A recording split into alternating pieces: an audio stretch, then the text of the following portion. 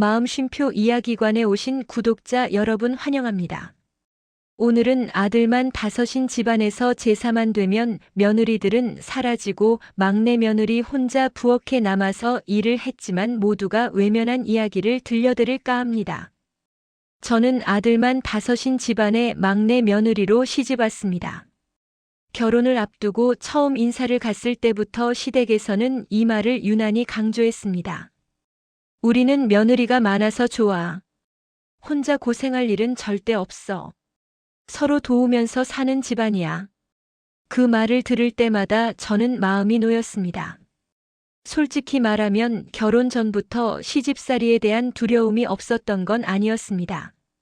하지만 며느리가 4명이나 더 있다는 사실, 그리고 그분들이 이미 수년째 시집살이를 해오고 있다는 점이 저에게는 일종의 안전장치처럼 느껴졌습니다. 적어도 나 혼자만 힘들 일은 없겠구나. 그렇게 생각했습니다. 결혼식 날에도 시어머니는 제 손을 꼭 잡고 말했습니다. 막내라서 더 예쁠 거야. 그 말이 진심이라고 믿었습니다. 적어도 그때까지는요. 첫 제사는 결혼하고 2달쯤 지나서였습니다. 명절도 아닌 돌아가신 시조부 제사였습니다.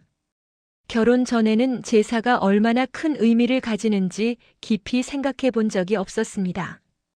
그저 형식적인 행사 정도로만 여겼습니다. 제사 날짜가 정해졌다는 말을 들었을 때 저는 당연히 며느리들이 함께 준비하는 자리일 거라고 생각했습니다. 4명이나 되는데 무슨 일이 그렇게 힘들겠나 싶었습니다. 제사 하루 전날 시댁 단체 채팅방에 메시지가 하나둘 올라오기 시작했습니다. 어머님, 저희 애가 열이 좀 있어서요. 저는 허리가 너무 아파서 오래 서 있기가 힘들 것 같아요. 내일 오전에 잠깐 들렀다 가겠습니다. 그 메시지들을 보면서도 저는 깊게 생각하지 않았습니다. 다들 사정이 있겠거니 했습니다. 그때까지만 해도 저는 그것이 사라짐의 시작이라는 걸 몰랐습니다. 제사 당일 아침 저는 평소보다 훨씬 일찍 눈을 떴습니다.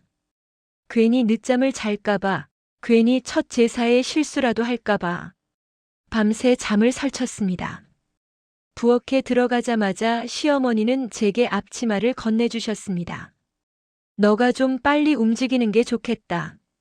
그 말이 명령인지 부탁인지 구분도 되지 않았습니다. 그때까지만 해도 저는 같이 하겠지라는 생각을 버리지 못했습니다. 하지만 시간이 지나도 형님들은 부엌으로 내려오지 않았습니다. 거실에서는 TV 소리가 들렸고 웃음소리도 간간이 섞여 나왔습니다. 저는 부엌에서 혼자 전을 부치고 있었습니다. 기름이 튀고 연기가 올라와 눈이 따가웠습니다. 손목은 금세 뻐근해졌지만 잠깐만요라고 말할 수 없었습니다. 그때 시어머니가 부엌으로 들어오셨습니다. 저는 속으로 생각했습니다. 이제 다른 분들도 부르시겠지. 하지만 시어머니는 제 손놀림을 한번 훑어보더니 이렇게 말했습니다. 막내가 제일 손이 빠르네. 그 말 한마디로 모든 상황이 정리되어 버렸습니다. 그날 부엌에는 정말로 저 혼자만 있었습니다. 형님들은 도와줄까? 라는 말조차 하지 않았고 남편은 거실과 부엌으로 가며 어정쩡하게 서 있다가 결국 아무것도 하지 않았습니다. 저는 속으로 수십 번을 물었습니다. 지금 이게 맞는 건가? 내가 뭘 잘못 알고 있는 건가? 하지만 아무도 문제 삼지 않으니 제가 예민한 사람처럼 느껴졌습니다. 그래서 말하지 않았습니다. 아니, 말하지 못했습니다. 제사가 끝났을 때 저는 이미 녹초가 되어 있었습니다. 손에서는 아직도 기름 냄새가 났고 다리는 후들거렸습니다. 그런데도 시댁 식구들은 아무 일 없었다는 듯 밥을 먹고 차를 마시며 이야기를 나눴습니다. 그때 시어머니가 웃으며 말했습니다. 첫 제사치고는 잘했어. 그 말을 들었을 때 제가 느낀 감정은 고마움이 아니라 알 수 없는 서늘함이었습니다. 집으로 돌아오는 차 안에서 저는 계속 그날을 떠올렸습니다. 왜 아무도 부엌에 들어오지 않았는지, 왜 그 상황이 너무도 자연스럽게 흘러갔는지. 그날은 제가 막내 며느리라서 그랬던 게 아니었습니다. 그날은 제가 그 역할로 선택된 첫날이었습니다. 그때는 몰랐습니다. 그날이 우연이 아니라 이 집안에서 정해진 질서의 시작이었다는 것을. 그리고 그 질서는 앞으로도 수없이 반복될 거라는 것을요. 첫 제사가 끝난 뒤 저는 마음속으로 스스로를 설득했습니다. 처음이니까 그랬을 거야. 다음엔 다르겠지. 며느리가 4명이나 되는 집안에서 첫 제사부터 막내에게 모든 걸 맡길 리 없다고 저는 그렇게 믿고 싶었습니다. 하지만 두 번째 제사가 다가왔을 때 그 믿음은 너무도 쉽게 무너졌습니다. 제사 날짜가 정해지자 또다시 시댁 단체 채팅방이 조용해졌습니다. 그러다 제사 이틀 전부터 익숙한 메시지들이 하나씩 올라오기 시작했습니다. 어머님, 아이가 감기에 걸려서요. 오늘 병원 다녀와야 할 것 같아요. 내일 오전에는 꼭 들르겠습니다. 그 문장들을 보는 순간 제 가슴 한쪽이 서늘해졌습니다. 이유가 너무도 비슷했기 때문입니다. 하지만 저는 또다시 정말 아플 수도 있지라고 생각했습니다. 그때까지만 해도 저는 사람을 의심하는 사람이 아니었습니다. 제사 당일 아침 저는 자연스럽게 부엌으로 들어갔습니다. 이제는 앞치마를 찾는 것도 익숙해졌고 어디에 무엇이 있는지도 굳이 묻지 않아도 알 수 있었습니다. 그게 가장 무서운 변화였다는 걸 그때는 몰랐습니다. 부엌에서 일을 시작한 지 1시간이 지나도 형님들은 내려오지 않았습니다. 거실에서는 TV 소리가 들렸고 아이들 웃음소리도 섞여 나왔습니다. 저는 잠시 손을 멈추고 부엌 문 쪽을 바라봤습니다. 이제는 오겠지. 하지만 아무도 오지 않았습니다. 시어머니는 부엌을 한번 힐끗 보시더니 아무렇지 않게 말했습니다. 오늘은 전 좀 많이 붙여야겠다. 그 말에 형님들을 부르려는 기색은 없었습니다. 저는 그제야 알았습니다. 시어머니는 기다리지도 기대하지도 않는다는 것을. 그날도 제사 준비는 처음부터 끝까지 제 몫이었습니다. 전 부치고 나물 무치고 국 끓이고 그릇 꺼내고 다시 닦고 상 차리고 손이 멈출 틈이 없었습니다. 허리가 아파 잠깐 서 있기도 힘들었지만 잠깐 쉬어도 될까요? 라는 말은 끝내 나오지 않았습니다. 왜냐하면 아무도 저에게 힘들지? 라고 묻지 않았기 때문입니다. 제사가 끝난 뒤에도 상 치우는 건 당연히 제 몫이었습니다. 형님들은 어머님, 저는 애 좀 재우고 올게요. 허리가 아파서 먼저 들어가 볼게요. 그렇게 하나둘 사라졌습니다. 저는 그날 처음으로 이게 한 번 더 반복되면 이건 우연이 아니다라는 생각이 들었습니다. 세 번째 제사 때 저는 더 이상 기대하지 않았습니다. 기대하지 않으니 실망도 줄어들 거라고 생각했습니다. 하지만 이상하게도 기대하지 않아도 상처는 똑같이 남았습니다. 그날도 형님들은 각자의 이유로 빠졌고 저는 아무 말 없이 부엌에 섰습니다.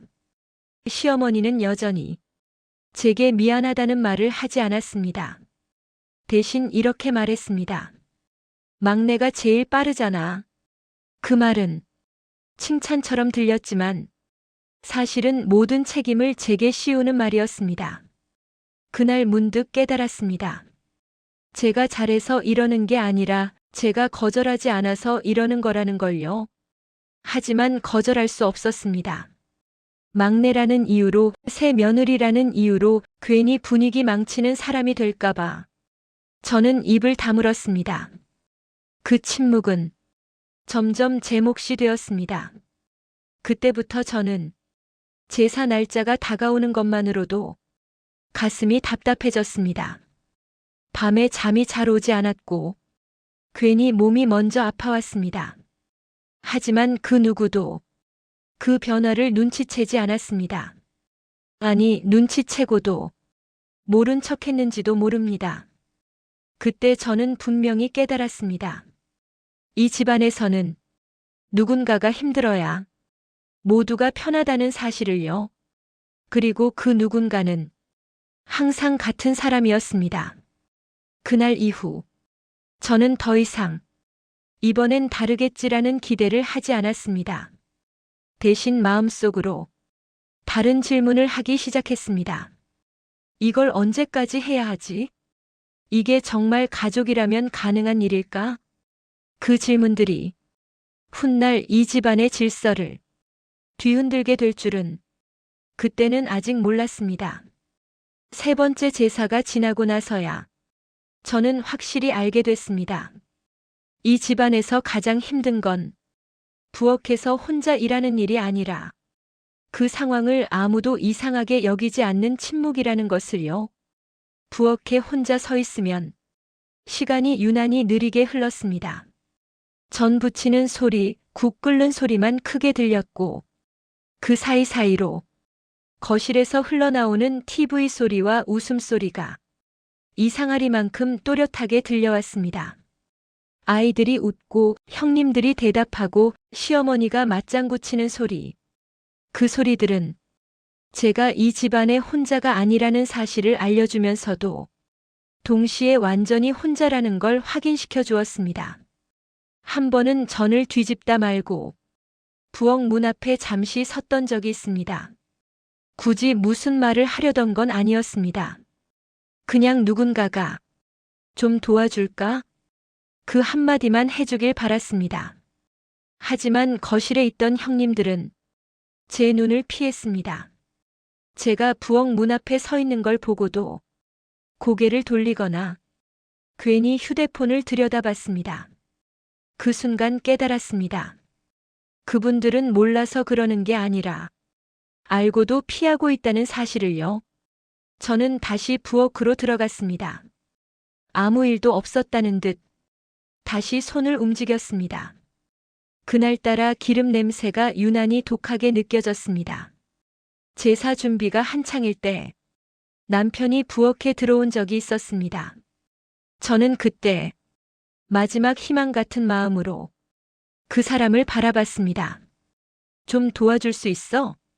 그 말은 도움이 필요하다는 말이 아니라 내 편이 되어달라는 말이었습니다.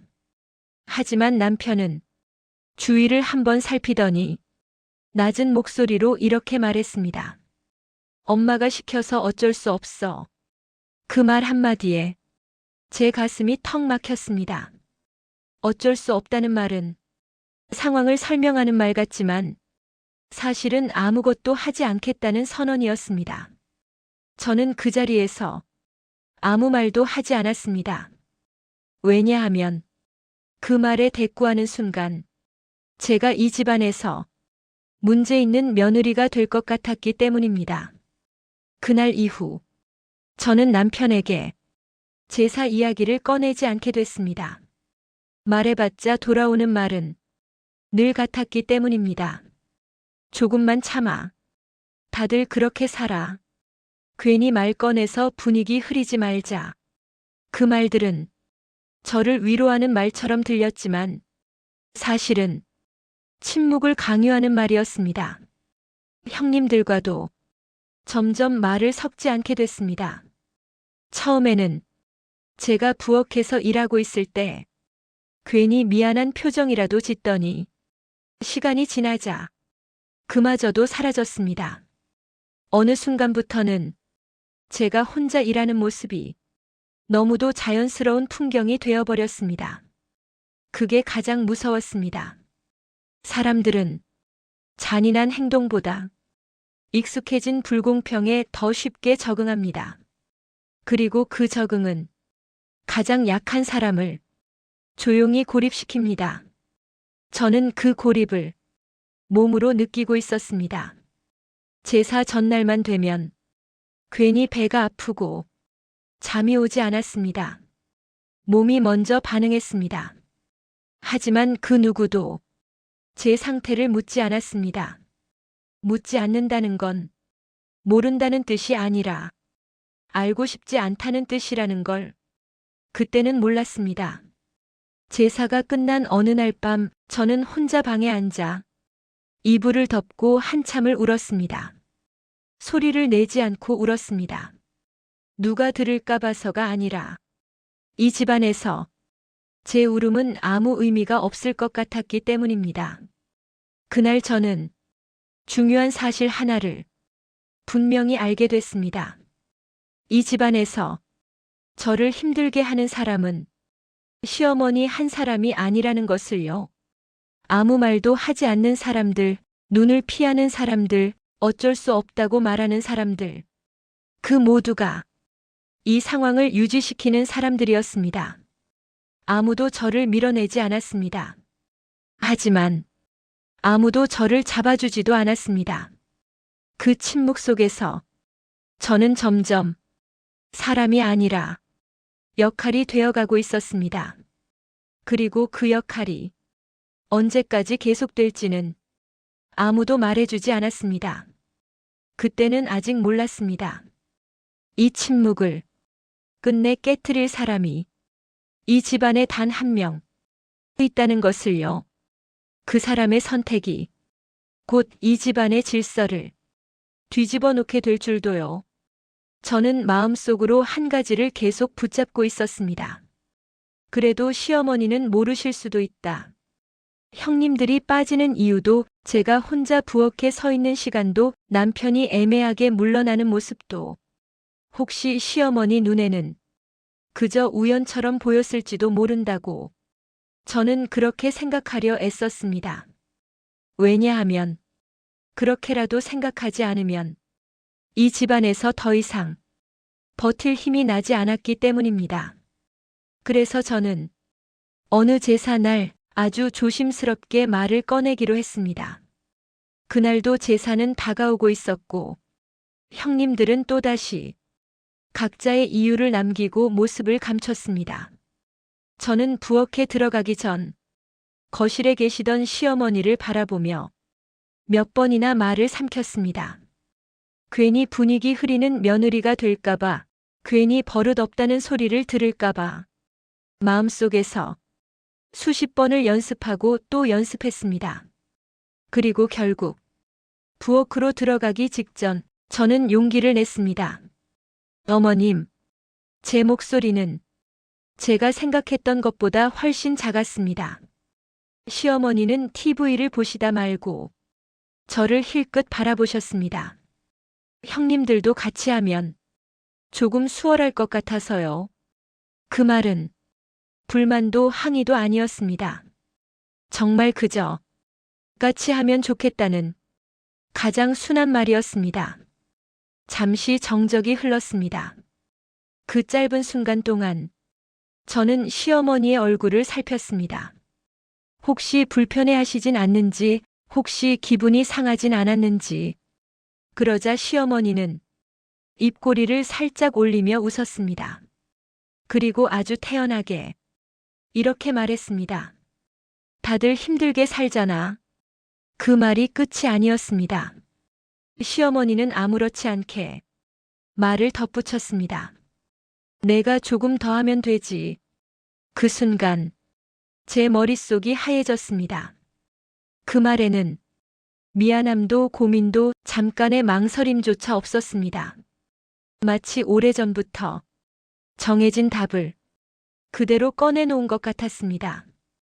그제야 저는 분명히 알았습니다. 이 상황을 가장 잘 알고 있는 사람은 시어머니라는 것을요. 그리고 그 상황을 가장 잘 이용하고 있는 사람도 시어머니라는 것을요. 그날 저는 부엌으로 들어가면서 이상하게도 눈물이 나지 않았습니다. 대신 마음 한쪽이 차갑게 식어가는 느낌이 들었습니다. 그동안 저는 모르셔서 그런 거다. 말하면 바뀔 수도 있다고 스스로를 속여왔습니다. 하지만 시어머니는 알고 있었습니다. 누가 빠지는지, 누가 남는지, 누가 참는지, 누가 말하지 않는지. 그리고 그 모든 균형이 막내 며느리 하나의 희생 위에 서 있다는 것도 정확히 알고 있었습니다. 그날 이후 시어머니의 말들이 전과 다르게 들리기 시작했습니다. 막내는 참 성실해. 너 아니었으면 큰일 날 뻔했어. 역시 막내가 있어 든든해. 그 말들은 칭찬이 아니라 역할을 고정시키는 말이었습니다. 저를 위하는 말이 아니라 저를 그 자리에 묶어두는 말이었습니다. 부엌에서 혼자 일하면서 저는 시어머니의 시선을 느낄 수 있었습니다. 도와주기 위한 시선이 아니라 잘하고 있나 확인하는 시선이었습니다. 그리고 형님들이 부엌에 들어오지 않는 것도 더 이상 우연처럼 보이지 않았습니다. 누군가는 이미 그 질서를 학습하고 있었고 누군가는 그 질서를 당연하게 누리고 있었습니다.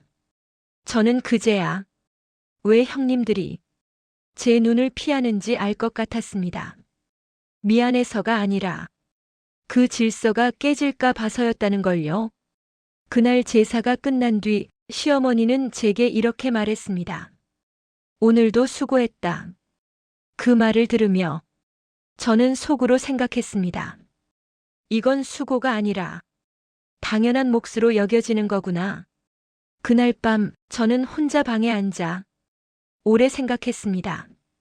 이대로 계속하면 저는 이 집안에서 사람이 아니라 기능이 될 거라는 생각이 들었습니다.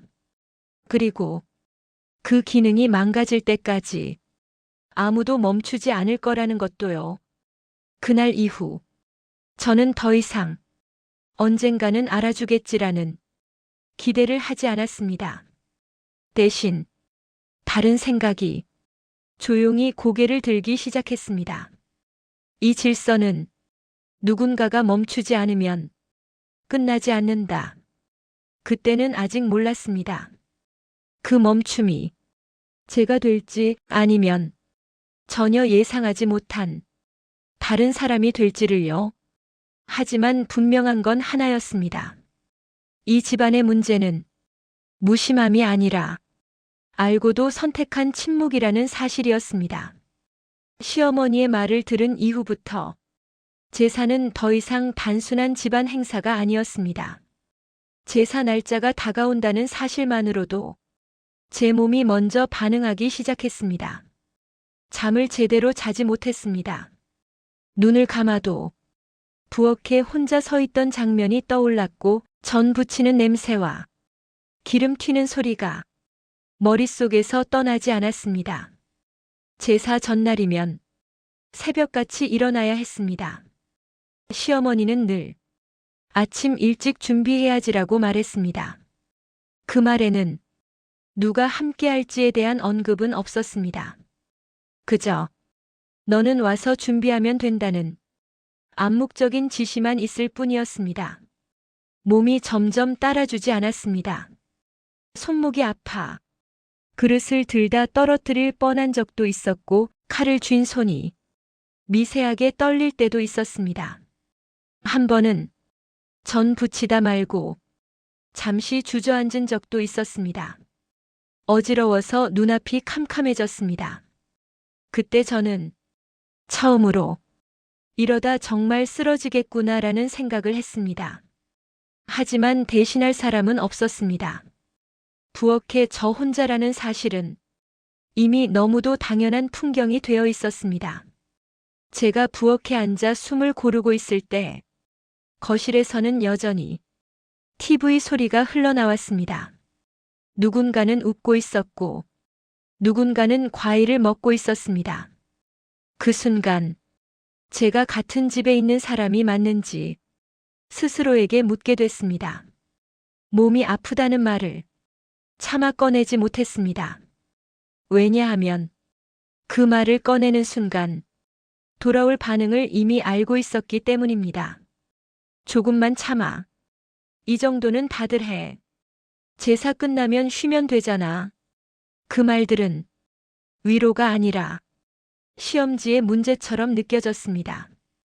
이 정도도 못 버티냐는 무언의 질문 같았습니다. 제사는 점점 제 체력과 마음을 시험하는 자리가 되어갔습니다. 그런데도 시댁에서는 이상한 말들이 돌기 시작했습니다. 막내 며느리는 참 성실해. 시켜도 군말이 없어. 저런 며느리 하나 있으면 든든하지.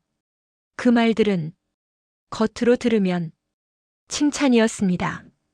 하지만 제 귀에는 그 어떤 질책보다도 무겁게 들렸습니다. 왜냐하면 그 말들 속에는 그러니까 계속해도 된다는 의미가 들어있었기 때문입니다. 제가 힘들어 보일수록 그 말들은 더 자주 들렸습니다. 마치 제가 쓰러지기 직전일수록 더 단단히 묶어야 한다는 것처럼요. 어느 날은 형님 한 분이 웃으면서 이렇게 말했습니다. 너 아니었으면 이 집 제사 어쩔 뻔했니? 그 말에 저는 웃지도 대답하지도 못했습니다. 그저 고개만 끄덕였습니다. 그날 집으로 돌아오는 길에 차 안에서 손을 바라봤습니다. 전 부치느라 기름이 스며든 손, 굳은 살이 박인 손. 그 손이 제 손처럼 느껴지지 않았습니다. 마치 누군가에게 빌려준 손처럼 낯설게 느껴졌습니다. 그때 문득 이런 생각이 들었습니다. 이 집안에서 나는 사람이 아니라 기능으로 존재하는구나. 제가 잘 버틸수록 제 자리는 더 단단히 굳어졌고 제가 성실할수록 벗어날 길은 더 좁아졌습니다. 그게 가장 잔인한 구조였습니다. 제사라는 이름 아래 저는 매번 시험을 치르고 있었습니다. 불평하지 않는지, 도망치지 않는지, 끝까지 버티는지, 그리고 그 시험에서 저는 늘 합격하고 있었습니다. 하지만 그 합격이 제 인생을 망가뜨리고 있다는 사실을 그때는 아무도 말해주지 않았습니다. 저 자신조차도 아직은 정확히 말로 표현하지 못했습니다. 다만 분명한 건 하나였습니다.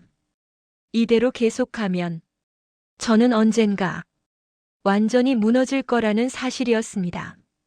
그리고 그 무너짐을 누군가는 반드시 보게 될 거라는 것도요. 그 사람이 누구인지는 아직 알지 못했습니다. 제사가 다가올수록 저는 먼저 몸이 반응했습니다. 달력을 보기도 전에 어깨가 굳고 손끝이 차가워졌습니다. 이 집안에서 제사는 명절이 아니라 제가 또 한 번 증명해야 하는 시험 같은 것이었습니다. 그날도 마찬가지였습니다. 새벽부터 눈이 떠졌습니다. 알람을 맞추지 않아도 몸이 먼저 깼습니다. 잠결에 손을 더듬어 이불을 걷어내고 일어났습니다. 부엌 불을 켜는 순간 늘 그랬듯 저 혼자였습니다. 냉장고 문을 열고 재료를 꺼내고 도마를 꺼냈습니다. 이제는 누구에게 무엇을 묻지도 않았습니다. 어차피 답은 늘 같았으니까요. 형님들은 아직 자고 있니? 조금 있다가 도와주실 거예요. 그 말이 거짓이라는 걸 저는 이미 알고 있었습니다. 전을 붙이기 시작하자 기름이 튀었습니다. 손등에 작은 화상이 생겼지만 물에 잠깐 담그고 다시 불 앞에 섰습니다. 제가 멈추면 아무도 대신해주지 않는다는 걸 알았기 때문입니다. 그때였습니다. 부엌 문 앞에 인기척이 느껴졌습니다. 고개를 들자 시아버지였습니다. 평소에도 말수가 적으신 분이었지만 제사 날에는 특히 더 조용하셨습니다. 아니, 정확히 말하면 늘 존재감이 옅은 분이었습니다. 시아버지는 제게 아무 말도 하지 않으셨습니다. 힘들지 않니도 도와줄까도 없었습니다. 그저 부엌 문 옆에 서서 한동안 저를 보고 계셨습니다. 처음엔 저도 대수롭지 않게 생각했습니다. 보다 가시겠지. 잠깐 지나가시는 거겠지. 그런데 이상하게도 그 시선이 오래 머물렀습니다. 전 뒤집는 손길, 칼질하는 소리, 냄비를 옮기는 제 동작 하나하나를 그분은 말없이 보고 계셨습니다. 저는 괜히 더 분주하게 움직였습니다. 괜히 더 잘해야 할 것 같았습니다. 괜히 제가 느리고 부족한 며느리로 보일까 봐서요. 그때 거실에서는 TV 소리가 들려왔습니다. 웃음소리도 함께였습니다. 형님들 목소리였습니다. 어머 저거 봐. 진짜 웃기다. 그 소리를 들으며 저는 다시 고개를 숙였습니다. 시아버지는 그 순간에도 아무 말 없이 서 계셨습니다. 그리고 제사가 끝난 뒤에도 그분의 태도는 변하지 않았습니다. 며느리들끼리 모여 앉아 밥을 먹을 때 저는 늘 가장 마지막에 앉았습니다. 이미 반찬은 식어 있었고 국은 바닥이 보였습니다. 그날도 그랬습니다. 막내가 제일 많이 했으니까 많이 먹어. 시어머니의 말이 웃음과 함께 흘렀습니다. 그 말에 아무도 반박하지 않았습니다. 형님들은 고개를 끄덕였고 남편은 말없이 숟가락만 들었습니다. 그때 시아버지가 처음으로 숟가락을 내려놓으셨습니다. 탁! 아주 작은 소리였지만 이상하게 그 소리가 또렷하게 들렸습니다. 모두가 잠깐 조용해졌습니다. 하지만 누구도 말을 잇지 않았습니다. 시아버지는 아무 말도 하지 않으셨습니다. 그날도 결국은 그러고 말았습니다. 집으로 돌아오는 차 안에서 저는 생각했습니다. 그래, 시아버지도 다르지 않다. 보고만 있고 말하지 않는 사람도 결국 같은 사람이다.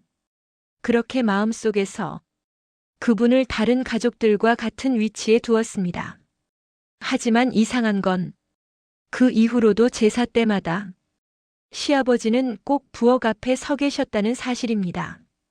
제가 혼자 전을 부칠 때도, 제가 국을 데울 때도, 제가 설거지를 할 때도 그분은 멀찍이 서 조용히 보고 계셨습니다.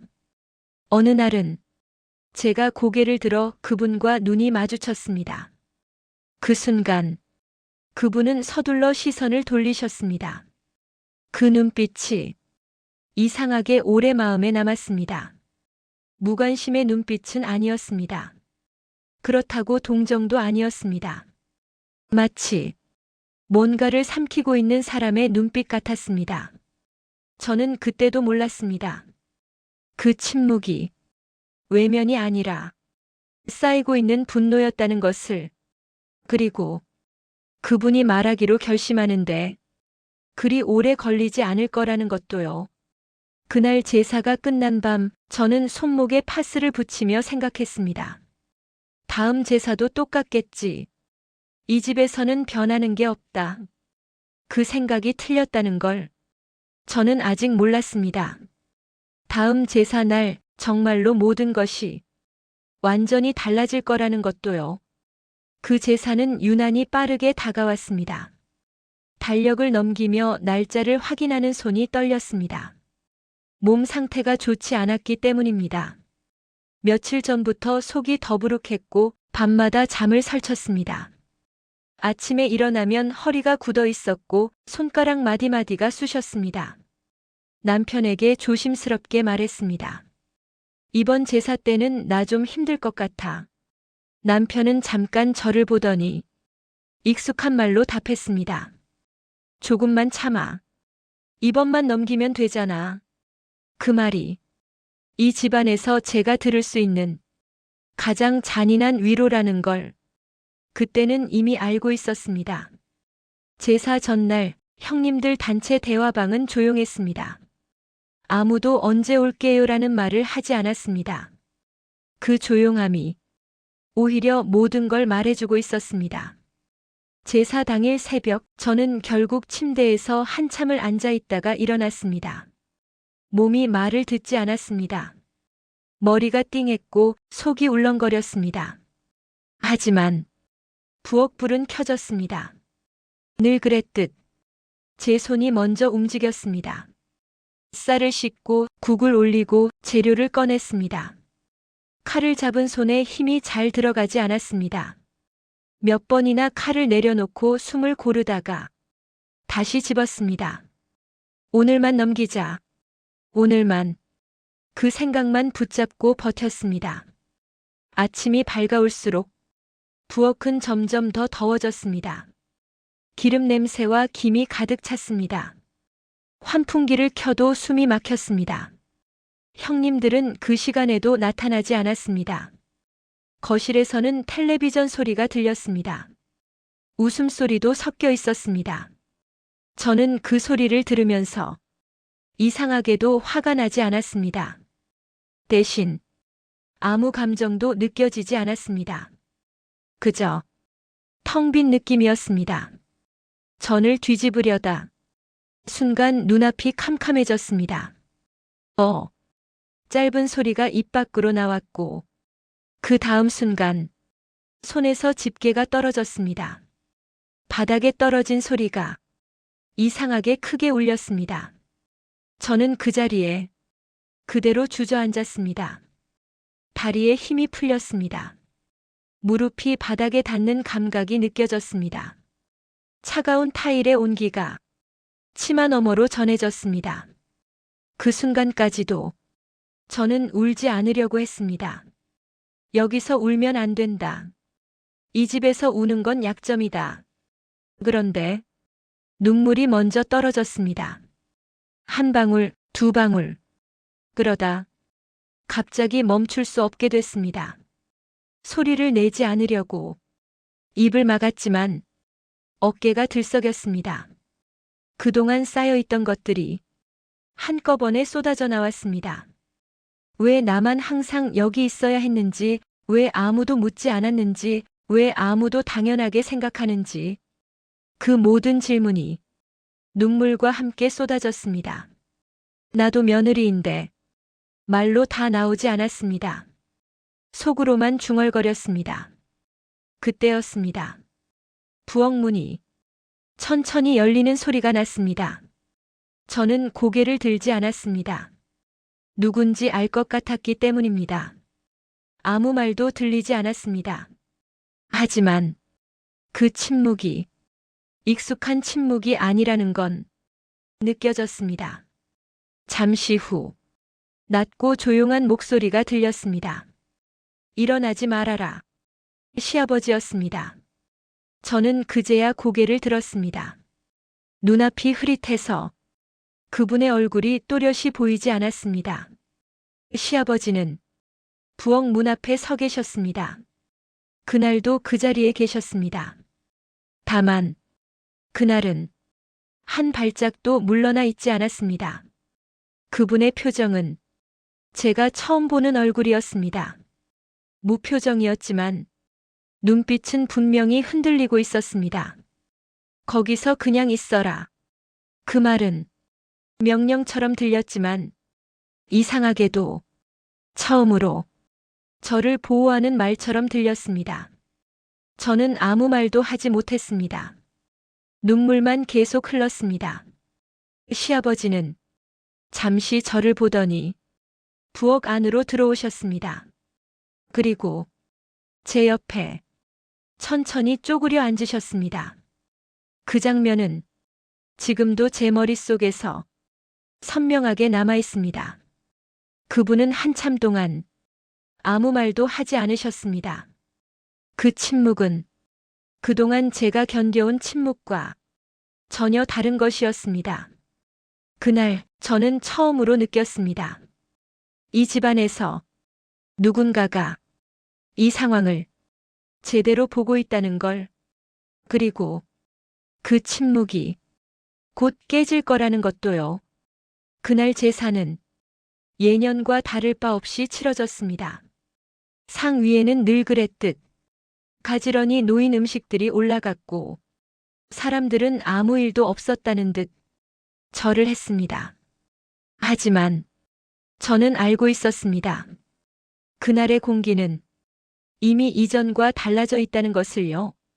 제사는 끝났고 모두 거실로 모였습니다. 상 위의 음식은 치워졌고 각자 자리를 잡고 앉았습니다. 형님들은 평소처럼 웃으며 이야기했습니다. 이번에는 음식이 깔끔하네. 막내가 손이 빠르긴 해. 그 말이 그날따라 유난히 귀에 거슬렸습니다. 저는 말없이 고개를 숙이고 찻잔만 바라보고 있었습니다. 눈을 들면 다시 눈물이 날 것 같았기 때문입니다. 그때 시아버지가 천천히 자리에서 일어나셨습니다. 아주 조용히 마치 일상적인 행동처럼 일어나셨지만 그 순간 거실의 소리가 조금씩 줄어들기 시작했습니다. 시아버지는 늘 제사 후면 가장 먼저 방으로 들어가셨습니다. 말없이 조용히 그랬던 분이 그날은 서 계셨습니다. 잠깐의 침묵이 흘렀습니다. 누구도 먼저 말을 하지 않았습니다.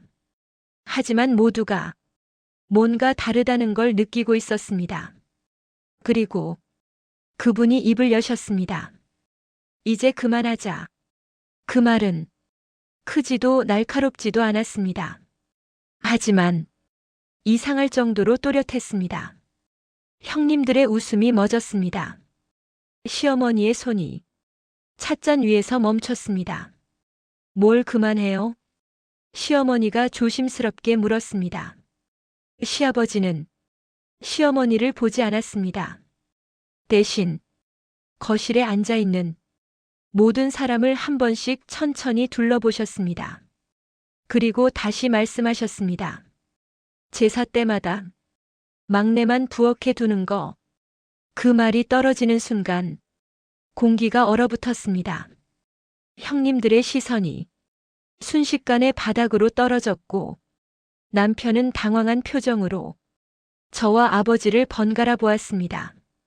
시어머니는 잠시 웃으려다 입꼬리를 내렸습니다.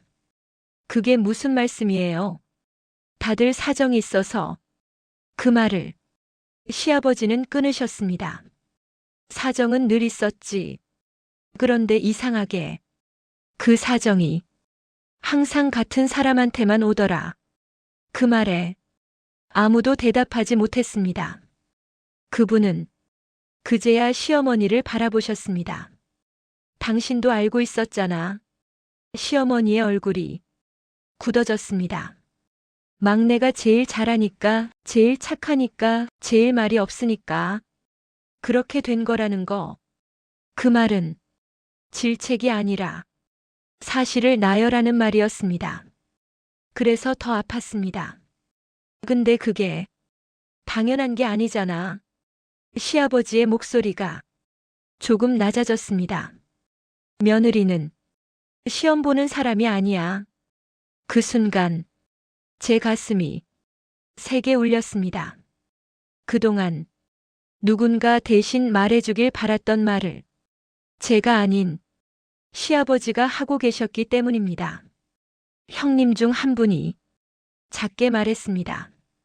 아버지, 저희도 힘들어서. 시아버지는 고개를 끄덕이셨습니다. 알지. 다들 힘들지. 그런데 힘들다는 이유로 한 사람한테만 맡기는 건 힘듦이 아니라 편함이야. 그 말에 거실은 다시 조용해졌습니다. 시아버지는 마지막으로 제 쪽을 보셨습니다. 그 시선에는 처음으로 분명한 감정이 담겨 있었습니다. 너 오늘 쓰러진 거 내가 봤다. 모두의 시선이 저에게로 쏠렸습니다. 저는 아무 말도 하지 않았습니다. 그저 고개를 숙였습니다. 그건 우연이 아니야. 시아버지는 단호하게 말하셨습니다. 계속 그렇게 해왔으니까 몸이 먼저 무너진 거지. 그 말이 끝나자 시어머니는 결국 아무 말도 하지 못했습니다. 거실에 긴 침묵이 흘렀습니다. 그 침묵은 그동안의 침묵과 달랐습니다. 피하는 침묵이 아니라 마주해야 하는 침묵이었습니다. 그리고 저는 그 순간 알았습니다. 이 집안에서 처음으로 질서가 흔들리고 있다는 것을. 아직 끝은 아니었습니다. 하지만 이제 시작은 분명히 달라졌습니다. 그날 밤 저는 처음으로 제사 후에도 몸보다 마음이 먼저 잠들 수 있었습니다. 그리고 다음 날 아침 시아버지는 모든 가족을 다시 부르셨습니다. 오늘 할 말이 아직 남아있다. 그 말은 곧 이 집안의 규칙이 완전히 바뀔 거라는 신호였습니다. 시아버지의 말이 끝난 뒤 거실에는 아무도 말을 잇지 못했습니다. 그 침묵은 그동안 우리가 익숙하게 지나쳤던 침묵과 달랐습니다.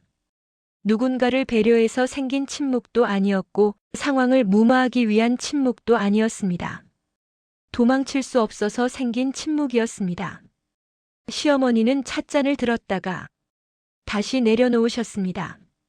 손이 조금 떨리고 있다는 걸 저는 그때 처음 봤습니다. 형님들은 서로 눈치를 보며 말을 꺼내려다 말았습니다. 남편은 입을 몇 번이나 열었다 닫았다를 반복했습니다. 그동안 늘 하던 말, 그냥 조금만 참자라는 말이 그날은 나오지 않았습니다. 그 말이 이제는 아무 힘도 없다는 걸 남편도 알고 있었던 겁니다. 그날 이후 집안의 공기는 눈에 띄게 달라졌습니다. 아주 극적인 변화는 아니었습니다. 소리를 지르거나 서로를 몰아붙이는 일도 없었습니다. 대신 이상하리만큼 조심스러워졌습니다. 며칠 뒤 다음 제사를 앞두고 시어머니가 처음으로 말을 꺼냈습니다. 이번 제사 준비는 같이 좀 하자. 그 말이 얼마나 낯설게 들렸는지 저는 바로 대답하지 못했습니다. 형님들도 놀란 표정이었습니다. 형님들은 전이랑 나물 맡고 막내는 국만 하면 되겠다. 그 순간 저는 고개를 들었습니다. 국만 하라는 말이 부담이 아니라 처음으로 역할처럼 들렸기 때문입니다. 형님들은 잠깐 머뭇거리더니 아무 말 없이 고개를 끄덕였습니다. 그날 부엌은 이상하게도 조용하지 않았습니다. 칼질 소리, 프라이팬에서 나는 소리, 그 사이사이에 형님들의 말소리가 섞였습니다. 이 나물은 이렇게 하는 거 맞지? 아, 그거 말고 이거 먼저 넣어야 해.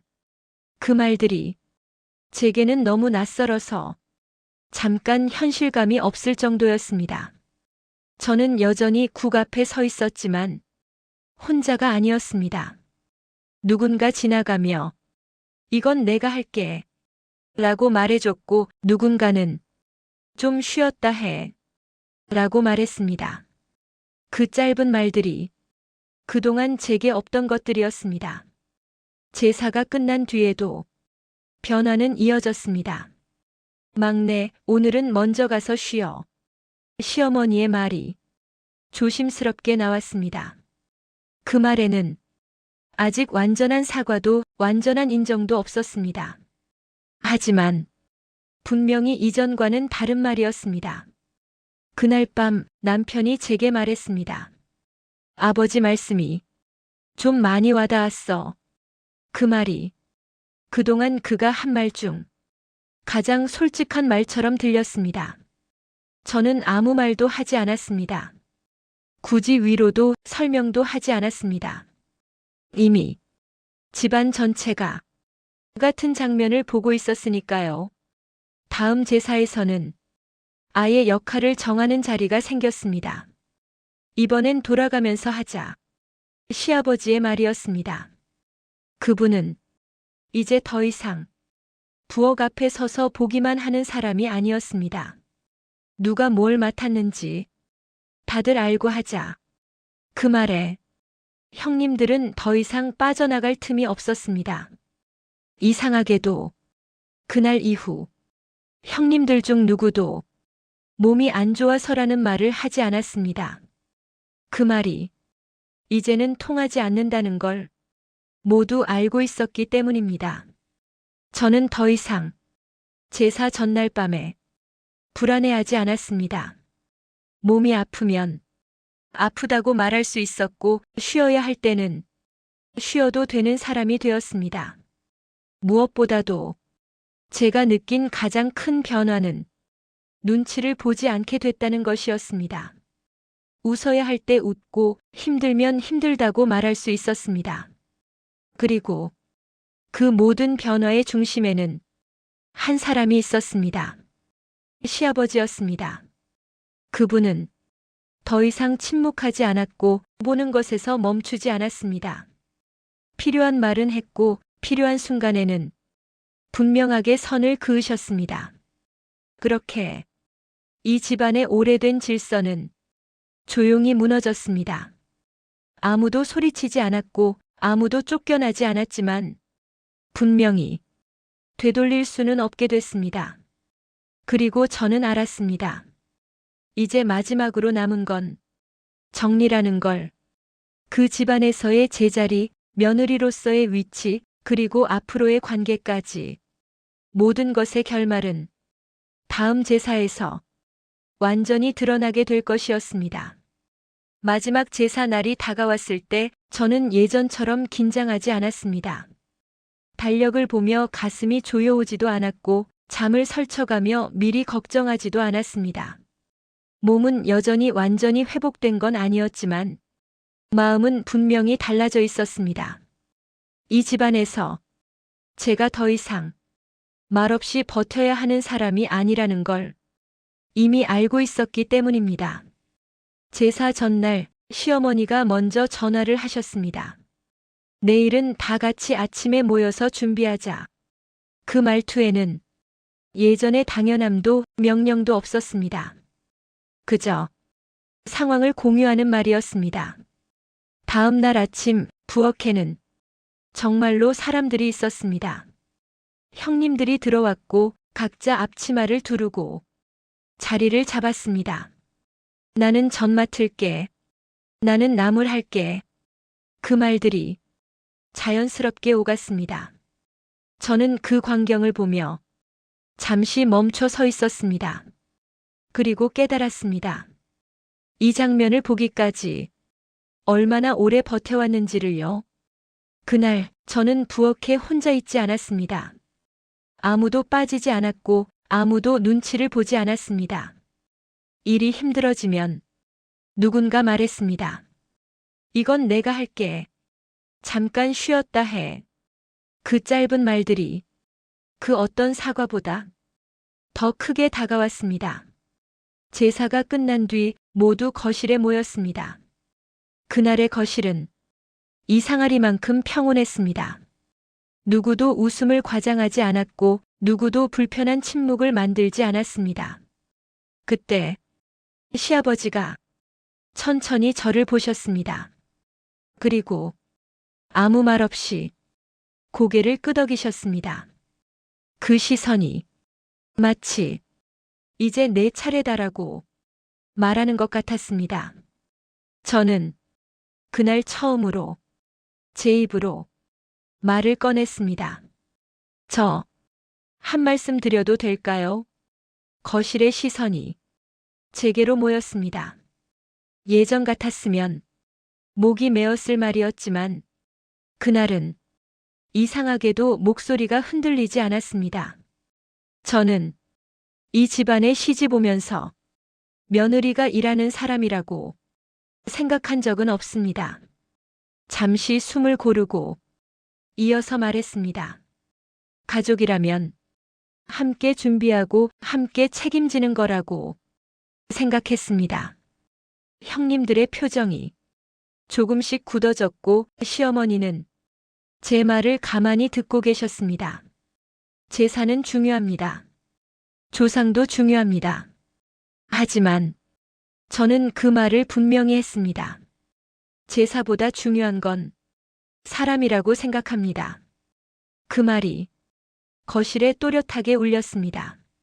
누군가 한 사람만 계속 희생해야 유지되는 전통이라면 그건 전통이 아니라 관습이고 그 그 관습은 고쳐야 한다고 생각합니다. 말을 마치고 나니 가슴이 이상하게 가벼워졌습니다. 예전 같았으면 말한 걸 후회했을지도 모릅니다. 하지만 그날은 아니었습니다. 침묵이 흘렀고 그 침묵을 시어머니가 깼습니다. 그동안 내가 많이 힘들었겠다. 그 말은 완벽한 사과는 아니었지만 피하지 않는 말이었습니다. 당연하다고 생각했던 걸 당연하지 않게 본 사람이 너였던 것 같구나. 그 한마디로 저는 충분했습니다. 시아버지는 그 자리를 정리하듯 말했습니다. 이제 이 집 재산은 이렇게 한다. 누군가 혼자 떠안는 일은 없다. 며느리는 일하는 사람이 아니라 가족이다. 그 말은 선언이었고 이 집안의 새로운 규칙이었습니다. 그날 이후 저는 더 이상 가장 아래에 있는 사람이 아니었습니다. 말을 해도 되는 사람, 거절해도 되는 사람, 존중받아야 하는 사람이 되었습니다. 이 이야기는 복수가 아닙니다. 누군가를 무너뜨린 이야기도 아닙니다. 그저 잘못된 질서를 제자리로 돌려놓은 이야기입니다. 그리고 저는 이제 알게 되었습니다. 참는 사람이 착한 게 아니라 말할 수 있는 사람이 어른이라는 걸, 당연한 희생은 미덕이 아니라 거절해도 되는 선택이라는 걸, 지금도 제사는 이어집니다. 하지만 그 안의 모습은 완전히 달라졌습니다.